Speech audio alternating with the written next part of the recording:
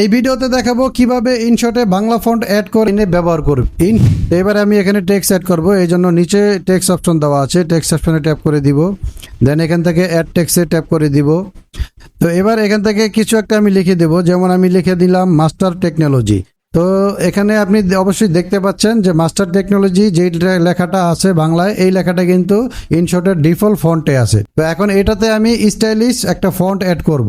তো এই font add করার জন্য নিচের দিকে এখানে দেখুন এই অপশনটাতে ট্যাপ করে দিবেন, ঠিক আছে। তো এখানে ট্যাপ করার পরে এখানে এখন সব ফন্টগুলো চলে এসেছে। তো এখানে কোনো বাংলা ফন্ট নেই। বাংলা ফন্ট অ্যাড করার জন্য ডান দিকে দেখুন ডাউনলোডের একটা আইকন দেওয়া আছে, এই ডাউনলোডের আইকনটাতে ট্যাপ করে দিবেন। সরাসরি আমার গ্যালারিতে নিয়ে আসছে। এই ফন্টটা আমি চুজ করে নিচ্ছি। তো এখানে আমি ট্যাপ করে দিব। দেন এখানে ইউনিকোড অপশন দেওয়া আছে, ইউনিকোডে ট্যাপ করে দিব।